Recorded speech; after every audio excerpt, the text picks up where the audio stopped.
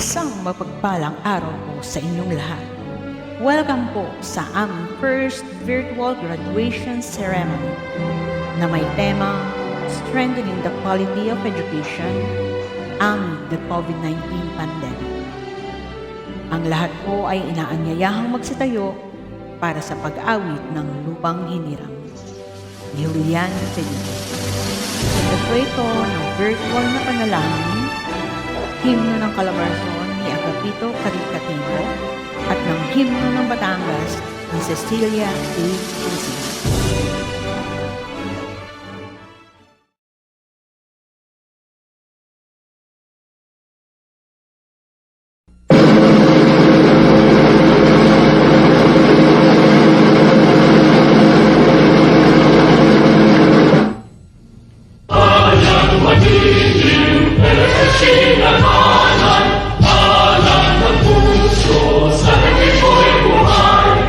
Lupang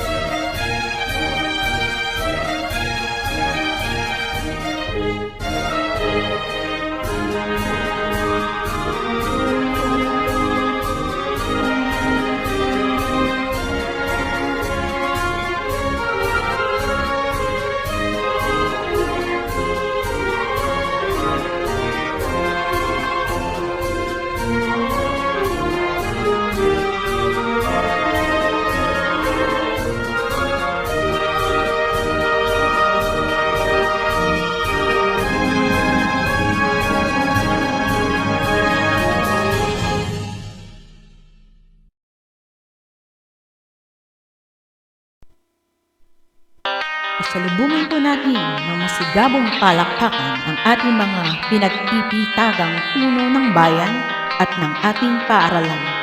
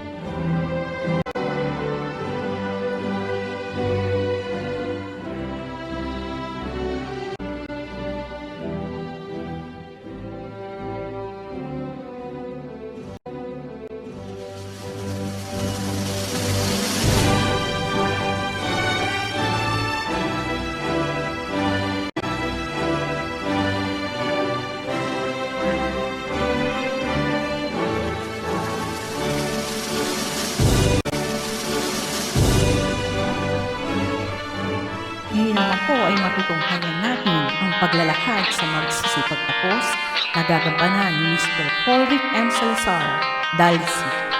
Pagpapatunay ni Ma'am Annalisa L. Montero, ALS Principal Consultant, at pagpapatibay ng pagtatapos ni Dr. Olive J. Jocarisa, PSDS ng Hilagang Santo Tomas. Magandang hapon po sa inyong lahat.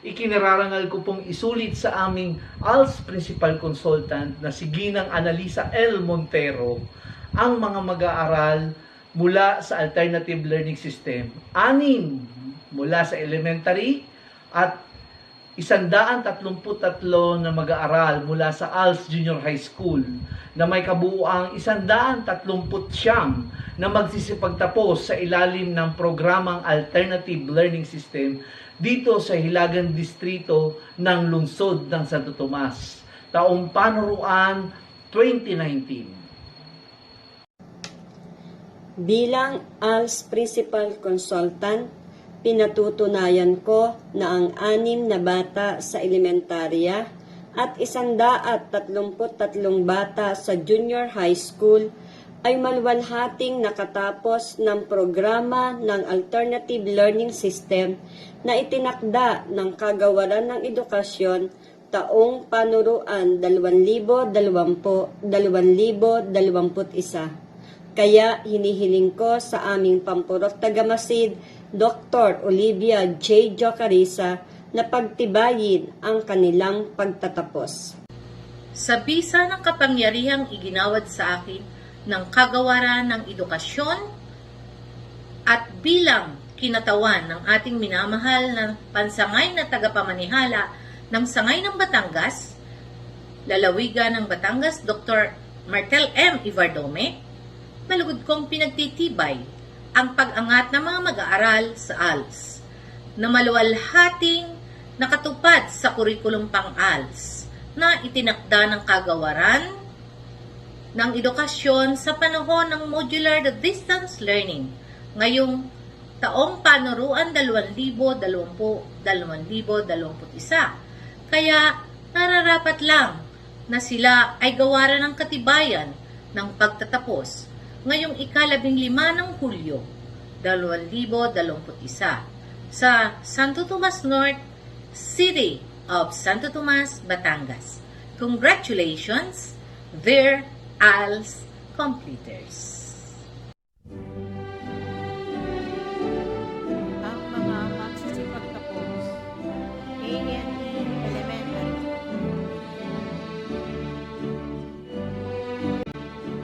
Alcantara Arjo D,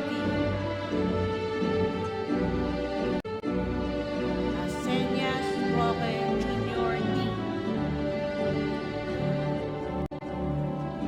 Rodnax Stephanie A,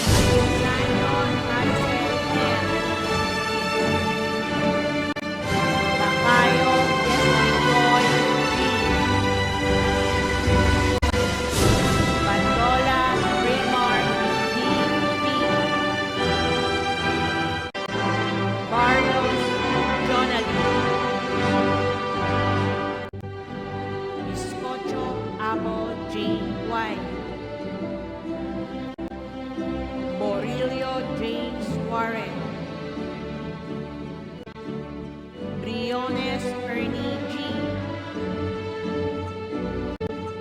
Brizuela Mary Rose, Buena Obra Mary Jane C, Hadag Louis Lane R, Canales Mary Rose V, Danapit Jr. Emiliano M, Canares Nanette R, Caralipio Mary Ann, Carandang Kevin Franz M, Castillo Justin R, Cecilia Kyle, Cortejo Bernadette M,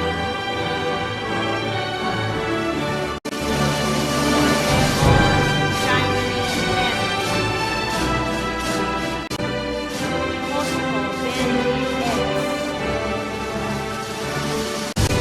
Tagate Marley M, Tagate Rosie M, Gaite John Kyle C, Dantalan Dennis G, Degia Kyle Angelo, De Leon Princess C, De Leon Enrique C, De Ocampo Maria Teresa P, De Ocampo Novi B, De Vera Vincent S, De la Cruz Emmanuel G, De la Peña Micah R, De la Vino Mark Anthony, Dolfo Lander A,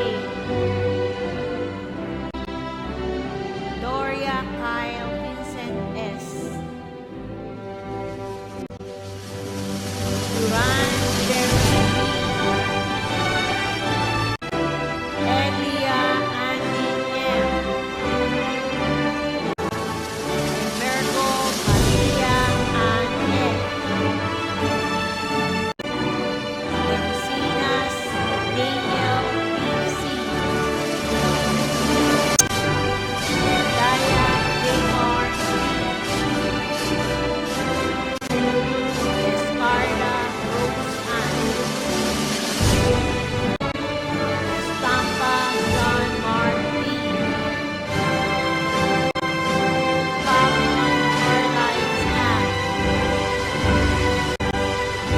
Fajardo Jasper, Francisco Carlos Miguel, Evania Cardevi Anselmi,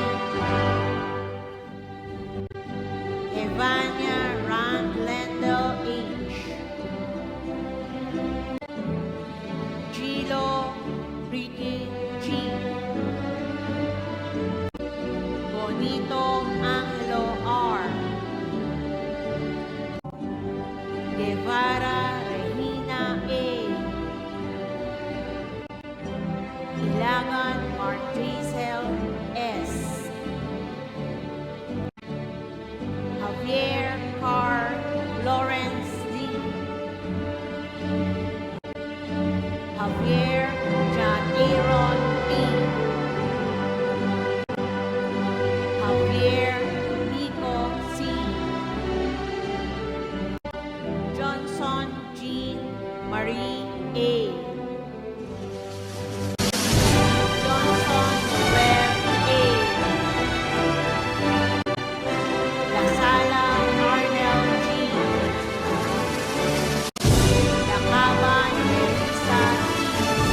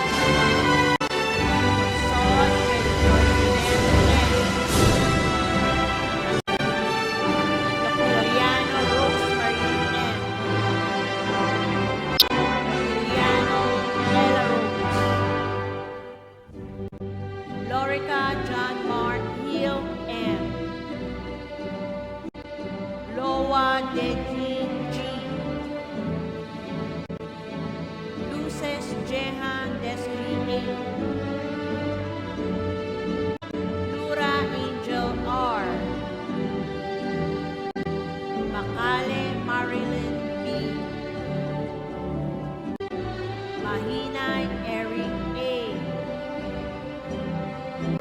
Malbataan Ivan L. Maligali Glenn Janry D. Malihana Jason C.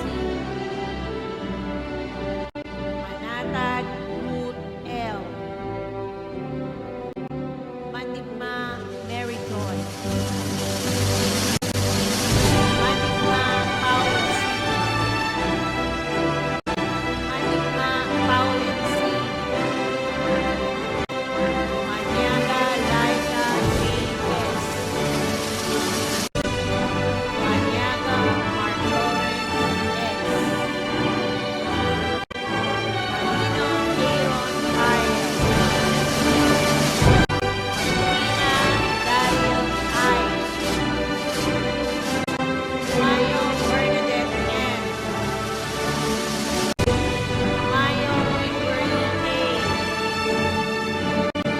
Eugenio Hurtado Justin A. Leor Joel G. Morales Jacqueline G. Moreno Nicolette R. Muhi Divine R. Muñez Ken Byron M. Muyot Mihar G. Narsoles Efrain TV. Natividad Charles. Nora Kylene L. Panis Sherilyn. Panganiban Abigail B. Perlada Jess P. Billy Mark Kevin P. Pogoso Mark John J. Tanosa Kylene M. Efran Jacqueline A. Reyes John Boy F. Reyes Royland F. Reyes Robin F.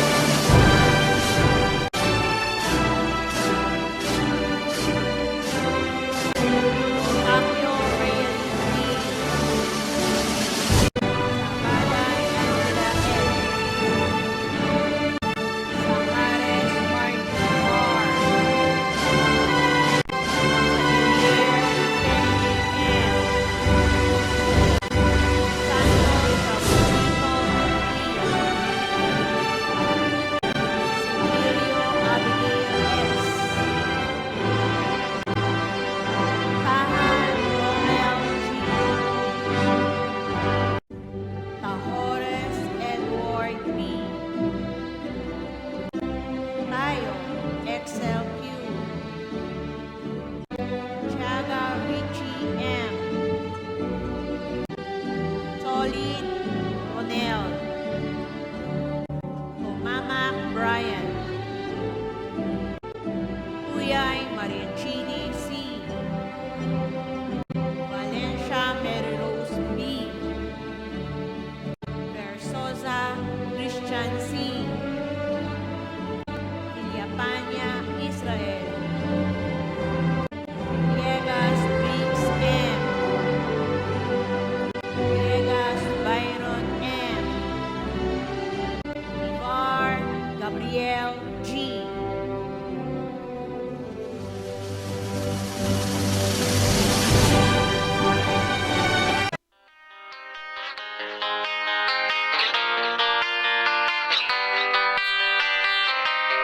Papapakinggan naman po natin ang panunumpa ng mga nagsipagtapos na pangungunahan ni Johan Desiree F. Moses, ALS Junior High School Completo, na susundan naman po ng mga mensahe mula kina Honorable Edna P. Sanchez, Secretary Leonor Marcolis Briones, Regional Director Francis Cesar B. Brillas at ng ating School Division Superintendent Ma'am Martel M. Everdome Sesica. Kami, mga nagsipagtapos sa A&E program ng Alternative Learning System ng Sangay ng Batangas taong 2019 ay buong katapatang nangangako na magkakaroon ng dakilang adhikain maging makabuluhan sa bawat sandali ng aming buhay. At gamitin ang aming nakamtang kaalaman sa paglilingkod sa Diyos, sa bansa at sa aming pamayanan, sa isip, sa salita at sa gawa. Santo Tomas! Santo Tomas! Santo Tomas! Sa lahat ng mag-aaral na matagumpay na natapos ang lahat ng mga kailangan sa taong ito at handa ng tahakin ang susunod na antas. At sa lahat ng mga nagsipagtapos na tatahak sa panibagong kabanata sa kanilang buhay ang aking taus-pusong pagbati. Naging isang bangungot ang taong nagdaan hanggang sa kasalukuyan para sa ating lahat dulot ng pandemya na kung saan ay halos bumagsak ang ating ekonomiya. Sa kabila ng lahat, tayo ay muling bumangon upang mapagtagumpayan sa tulong ng lokal na pamahalaan, sa pakipag-ugnayan sa Department of Education at maisabuhay ang new normal kung saan ang ating hinarap ang mga hadlang at tayo na may nagtagumpay. Ang aking papuri sa ating completers, ang mga graduates, mga magulang, mga guro at school officials sa pagsubaybay gamit ng makabagong teknolohiya sa bagong setup ng distance learning upang siguraduhin ang tagumpay nito na umaangkop sa temang Strengthening the Quality of Education amid the COVID-19 pandemic. Salamat sa pagtanggap sa mga hamon na may kasamang sipag at dedikasyon upang makamit ang tagumpay. Let us continue to be vigilant and stay focused to bright future ahead. Muli ang aking pagbati sa mga completers and graduates and celebrate your success. May your star shine bright to inspire everyone and evoke hope and serenity on this side of the world. Santo Tomas! Santo Tomas! Santo Tomas!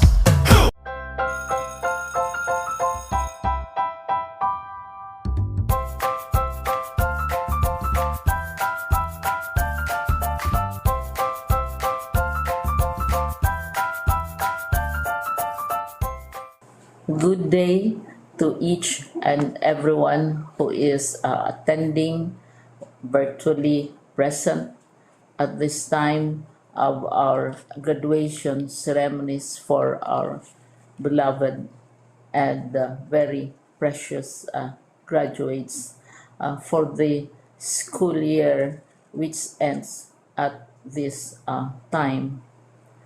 First of all, I'd like to greet the parents and family members without whose sacrifices, whose reminders, and whose participation in the learning process for our graduates have resulted in this culmination program. This year, your role has changed drastically, where we've always believed that the matter of educating our children rests nearly exclusively on our teachers and our staff. This time, you parents, you family members, you who are in the households of our learners have expanded your role and contributed to this wonderful day wherein finally, our learners are graduating in this culmination exercise. So congratulations, because this year has not been very easy, has not been a picnic for our teachers, for our family members, as well, especially the parents, mothers, fathers, sisters, brothers, and all who have contributed to the achievement of our learners at this time. So, maraming salamat at congratulations, parents and family members. Mas malaki ang role ninyo at this time compared to earlier graduation exercises.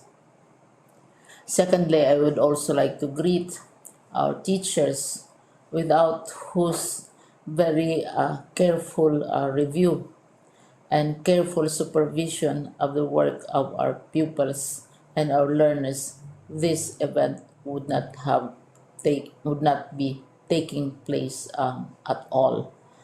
And so, thank you, teachers. Your role has also expanded. In addition to seeing to it that the modules are faithfully followed, the assignments are correctly implemented, and the learners are truly learning, and you have had to deal with new ways of assessing the performance also of the learners. So, congratulations, teachers, for enduring, for your patience, for your love for our learners, and your willingness to engage in a way and methods of teaching which are different from those which are used to. Assessment must have been especially difficult for you, especially since you were not able to see most of the time our students in face-to-face meetings, and most of the meetings, of course, were virtual. We'd also like to thank the local government units for their interest, for their cooperation, and for their continuing contributions to the needs of education, even as our children do not go to school. Your donations of material as well as financial resources at this time are most welcome, and your advice has been taken seriously not only by our teachers, by our school officials, but also by our officials in the Department of Education. We continually talk with local government units, especially in times of disaster, in times of great need for classrooms, for space, and for responses to unforeseen emergencies. Thank you, local government units. But of course, most of the congratulatory greetings fall on the deserving graduate. Each and every one of you is truly special. You are different from the other graduates who have passed through the portals of your school. You went to school practically without seeing your teachers, if at all. You went to school with your parents, your mothers, and your fathers hovering over your shoulders and seeing to it that you are able to complete your assignments. You are completing your studies at a time when examinations and assessments are different. You are culminating these long months of hard work at this time, even as you have to do family chores, even as you are distracted, and even as your world has turned upside down, and it seems and it appears as if we don't know what the future holds and what will happen next. But you have persevered, and now you are ready to graduate. And therefore, you deserve each and every bit of congratulations from us in the Department of Education from your parents and family members, your teachers, from the officials in local government, as well as in the parent teachers associations. You deserve each and every single congratulatory pat on your back, each hug virtually, of course, and each greeting, which I am sure you are also receiving virtually. I don't know if you will remember this event many, many years from now. I have tried to recall myself who our graduation speaker was when I finished high school and when I finished my college studies.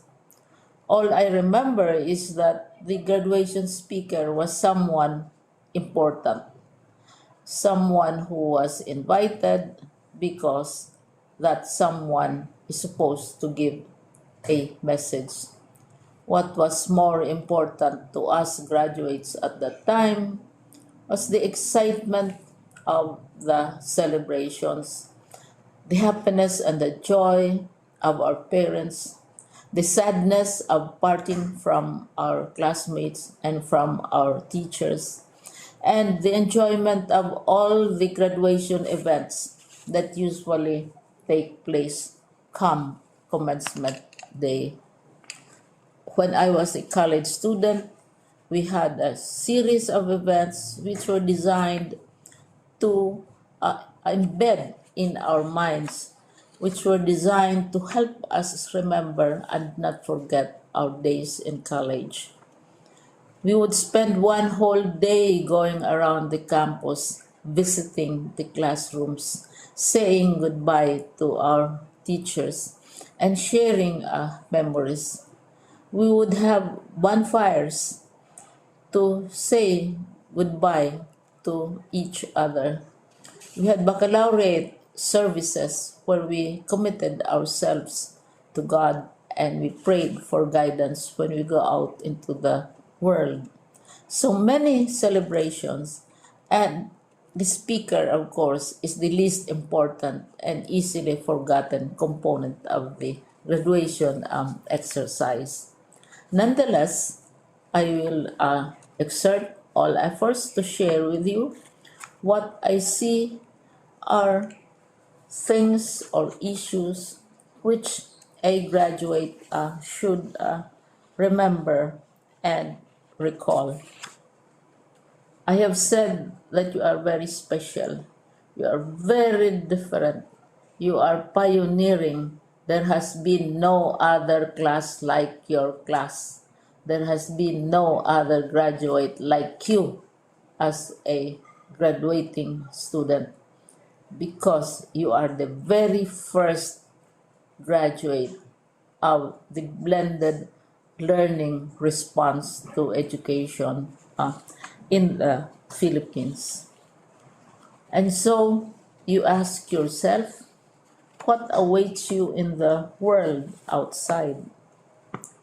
You can either work because the kind of curriculum you survived and underwent as a student will enable you to go to work if you wish to go to work.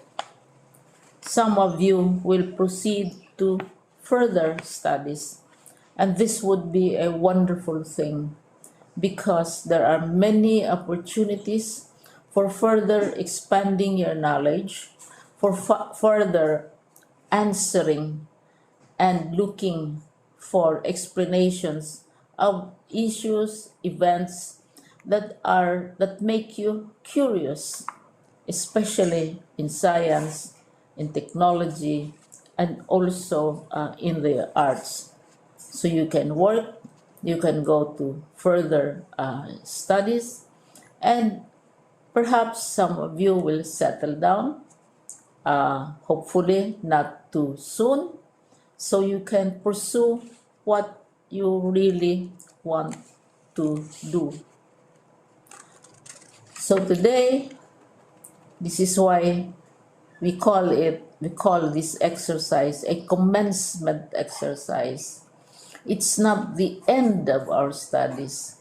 It's not the end of all our efforts with blended learning, with modules, with floods, with earthquakes, and of course with COVID. It's a commencement of doors opening to you. More doors will be opened because you are a graduate. You can work, you can proceed for further studies, you can help your parents, and you can perhaps look for opportunities to do what you have always wanted to do, whether at work, whether at advanced studies, whether at learning more in science and technology, in mathematics, and in the arts. All of these opportunities are available to you. More doors are being opened. I hope you will select the door which arouses your curiosity, the door which will help you know more about this world, and the door which will allow you to contribute to the development of our country and contribute whatever we can to solve our problems and our challenges. Congratulations once more to each and every one of you. Congratulations to you, parents and family members. Congratulations to you, teachers. When I was chair of the board of Silliman University, each time we had graduation ceremonies, during the baccalaureate and during commencement itself, I would cry. I would cry because you are sending out into the world a new batch of graduates, and we want to be sure that what is awaiting them is appropriate. We want to be sure that they are ready for what awaits them when they select which door to open. And so, we tell you, go out to the world, do whatever you want to do. God be with you, and be assured that all of us love each and every one of you. Congratulations.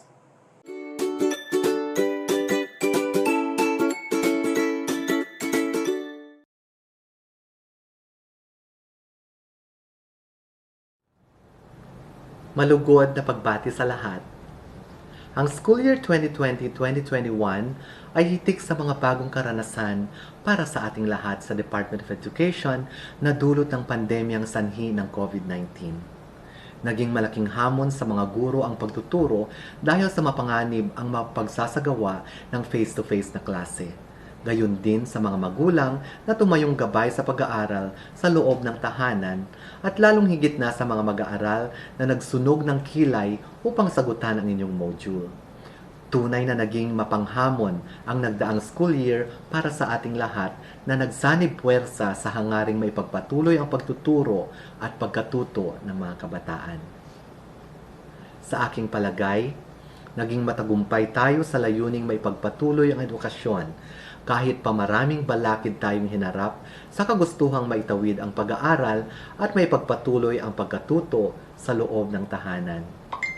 Natunghayan natin ang pagkakaisa at pagtutulungan ng mga guro at magulang upang masiguro na sapat at wastong kaalaman at kakayahan ang mapupulot ninyo sa pagsagot ng mga module at pagsasagawa ng mga performance sa paraang virtual. Kaya naman, angkop ang tema ng pagtatapos ngayong taon na kalidad ng edukasyon, lalong patatagin sa gitna ng pandemya, batay sa mapanghamong karanasan nating lahat. Napatunayan natin na sa pagtutulungan at makakamit ang layunin na maitataguyod ang pagkakaroon ng kalidad na edukasyon sa bagong normal. kay daming bago at katangi-tanging nakamit at nagawang mga bagay na marahil ay ngayon lamang natin na isagawa. Ito ang dapat nating ipagdiwang, ipagmalaki at ibahagi sa mga darating na henerasyon. Para sa mga magsisipagtapos at susulong sa mas mataas na antas ng edukasyon, hangad ko na marami kayong mga natutunang impormasyon na linang nakakayahan at talento. Maliban dyan, inaasam ko na maraming magagandang karanasan at kakayahan kayong babaunin sa inyong pagtatapos. Hindi man naging madali ang pagsabay sa agos ng mga hamong dulot ng makabagong normal, hangad ko na sasalubungin ninyo ng may tiwala sa sarili at sapat na kakayahan ang mga hamon ng nagbabagong panahon. Ang inyong mga bagong natutunan, maging impormasyon o kakayahan ay magsilbi nawang inspirasyon upang patuloy kayong maging sabik sa pagkatuto at uhaw sa kaalaman tungo sa pagkakamit ng kalidad na edukasyon sa kinabukasan. Naway patuloy kayong tumubo at lumago hanggang sa makamit ninyo ang inyong minimithing ambisyon at pangarap sa buhay. Hangad ko na lagi ninyong isa-isip, isa-puso at isa-buhay ang mga mabubuting asal na ibinahagi at itinuro ng inyong alma mater. Gayon din naman, binabati ko ang mga guro at mga namumuno ng paaralan sa kanilang dedikasyon na maitawid at maipagpatuloy ang pag-aaral ng bawat batang Calabarzon sa gitna ng mga pakikibagay at sakripisyong kanilang hinarap upang magampanan ang kanilang mga tungkulin. Pinapatunayan lamang nito na bawat guro at pinuno ng paaralan ay may taglay na kakayahan at pagmamahal sa kanilang mga mag-aaral. Magbago man ang panahon, handa silang maglingkod sa kabila ng panganib at limitasyon dulot ng pandemya. Mabuhay kayo mga masisipag na guro. Pinasasalamatan ko rin ang lahat ng mga stakeholder kasama ang mga magulang na walang sawang gumagabay, nagtataguyod at tumatangkilik ng mga programa at gawain ng DepEd. Sa mga magulang na nagsilbing guro sa kanilang mga anak ngayong panahon ng pandemya, saludo kami at umahanga sa inyong sakripisyo at pagtitiyaga na gampanan ang pagiging unang guro sa inyong mga anak. Gayon din sa mga pinuno ng lokal na pamahalaan sa kanilang bukas palad na pagbibigay ng tulong at pag-aambag ng ayuda sa oras ng pangangailangan ng ating mga paaralan at mga mag-aaral, buong pusong pasasalamat sa inyo. Pasasalamat din ang aking ipinaaabot sa lahat ng pribadong kumpanya at mga individual na laging handa sa pag-aabot ng tulong, maliit man o malaki, amin itong itinatangkilik at pinahahalagahan. Sumainyo ang aming taus-pusong pasasalamat. Tunay nga na sa pagtutulungan at pagkakaisa ay marami tayong makakaamit na adhikain at magagawang bagay kahit yaong imposible man. Muli, sa mga magsisipagtapos at susulong sa mas mataas na antas ng edukasyon, dalhin ninyo ang aking pagbati ng maligayang pagtatapos at naway ipagpatuloy ninyo ang pagiging mabuti, masipag at mapagmahal sa karunungan at kabutihang asal. Kayo ang buhay na patunay na kayang ipagpatuloy ang edukasyon sa gitna ng pandemya. Mabuhay tayong lahat.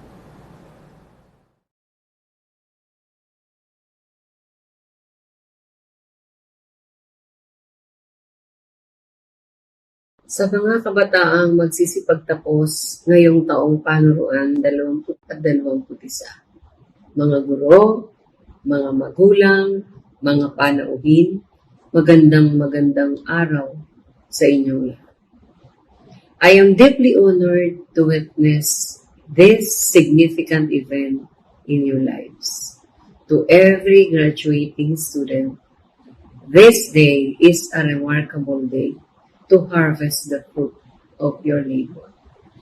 After all the endless battles brought by the challenges of the new normal, which no one could ever imagine, we emerged victorious in this fight And this occasion is the most fitting climax to claim the victory. To your parents, this is another milestone in their lives because at the very instant they became your teachers and eventually embraced the role, which was quite unfamiliar to many. Thank you, dear parents, for having your homes filled with so many stories of success and beautiful memories that you will treasure for the rest of your lives. Sumasaludo po kami sa inyong lahat. This year's graduation theme, Strengthening the Quality of Education Amid the COVID-19 Pandemic, reflects every stunning struggle everyone has experienced, which made teaching and learning at home happen just as it was in the classroom. The pandemic times have been difficult, but your resilience, grit, and collaboration have brought you this far.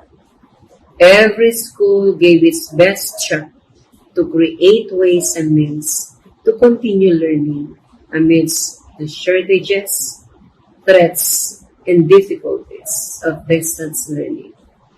We can underestimate the presence of our barangay officials, Parents Teachers Association, and local government executives for providing platforms, supplies, materials, and equipment to sustain our learning continuity plan. Everyone has taken his share in finding means to bring you here today. Mabuhay po kayo at taos-pusong pasasalamat ang aming ipinaabot. Magsilbi sana kayong inspirasyon ng ating mga kabataang magsisipagtapos upang maging mabuting mamamayan ng ating bansa. You've gone through a lot of adjustments because of these changes. Vital concerns have been raised, such as the kind of instruction that will be provided at home, how your parents will manage learning at home, and what class schedule will full-time working parents employ. How about our teachers? Do not forget how much they have gone through for your modules and worksheets, online and offline, before and after you have accomplished every case. Mga bata, alam ba ninyo na habang tulog na tulog tayong lahat sa ating mga tahanan, ang ating mga guro ay gising at patuloy na gumagawa ng mga activity sheets at learning plan na ipapadala sa inyo linggo-linggo. Kaya hinihiling namin sa inyong lahat, mga kabataan, magulang, mga panauhin, na tulungan ninyo kaming may pagpatuloy ang edukasyon sa kabila ng pandemya upang makamit ng mga kabataang nasa ating harapan ang kanilang mga pangarap. As your superintendent, I am happy to share the excitement that you feel today. I wish you and your family enjoy all your triumphs ahead for the greatest of you. Good luck, congratulations, at maraming salamat po muli sa inyong lahat.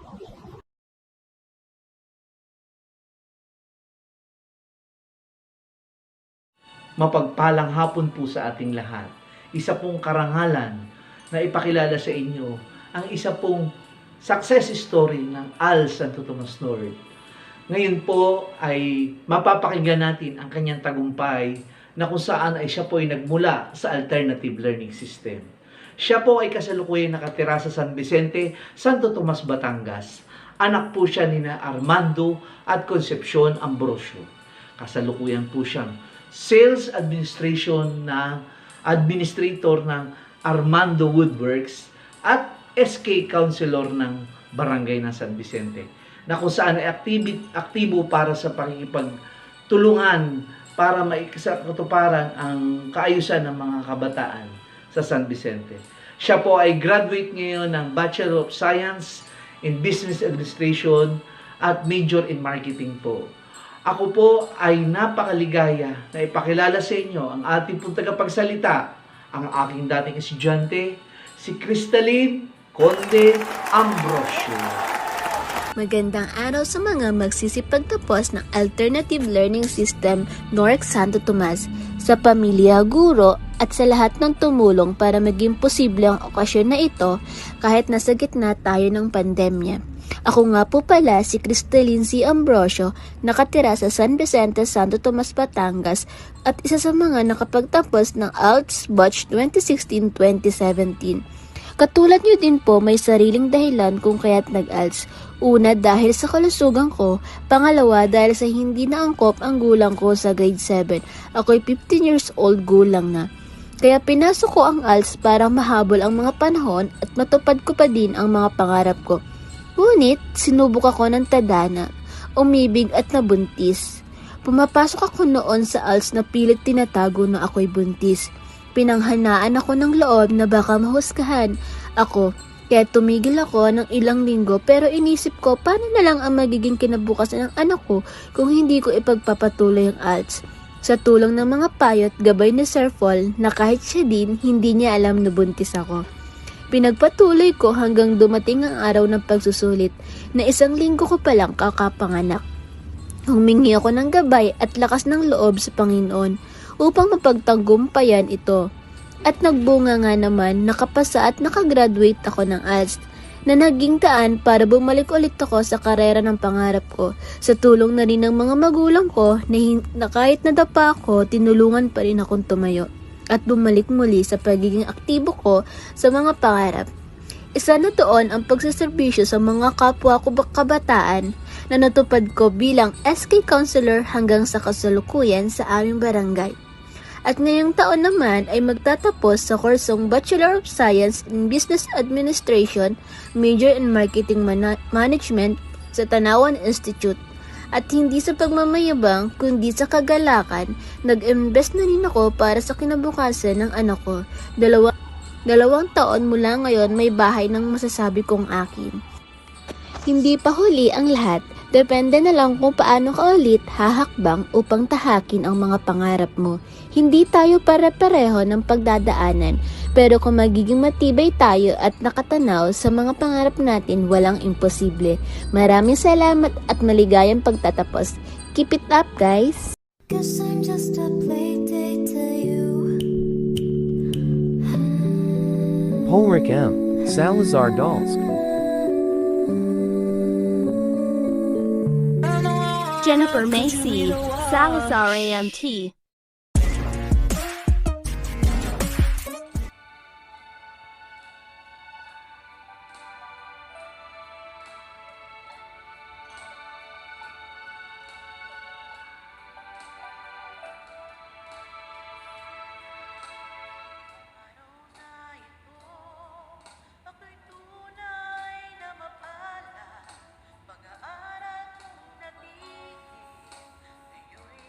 Tapos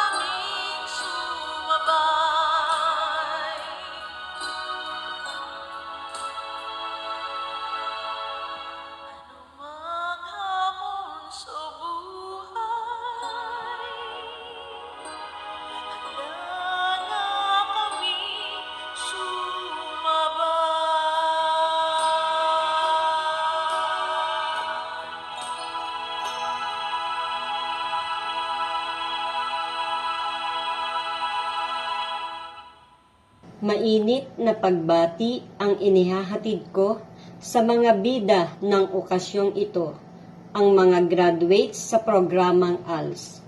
Alam kong hindi biro ang inyong pinagdaanan sa kabila ng COVID-19 pandemic na humadlang sa pagkilos, lalo't higit sa inyong pag-aaral. Ang araw na ito ay araw ng kaligayahan dahil sa wakas ay naigawad ang diploma sa elementary at Certificate of Completion sa junior high school. Sa kabila ng iba't ibang pagsubok at karanasan sa buhay ng bawat isa, na pagsumikapan ninyo na makatapos ng pag-aaral. Kaya lubos ang aking pasasalamat sa lahat ng tumulong at nagbigay suporta sa inyong pag-aaral. Ang masipag at masigasig na guro ng ALS, Sir Paul Rick Salazar at Ma'am Jennifer Salazar, kay Ma'am Jesusa Perez, ang Education Program Supervisor, sa PSDS Dr. Olivia J. Jocarisa, sa patuloy na pagsuporta sa programa ng ALS, sa mga magulang at sa mga mahal ninyo sa buhay. Umaasa ako na ang inyong pinaghirapan ay magdulot ng pagbabago sa inyong buhay. Huwag ninyong ipako ang inyong sarili kung ano kayo ngayon. Bagkos, sikapin ninyong magkaroon ng pagbabago ang inyong sarili at ang inyong buhay. Patuloy ninyong tangkilikin ang ALS dahil ito ang magbibigay ng oportunidad at magbibigay ng pag-asa sa lahat ng mga kabataang nangangarap makapagtapos ng pag-aaral. Sa batch 2020-2021, maligayang pagtatapos at hangad ko ang inyong tagumpay.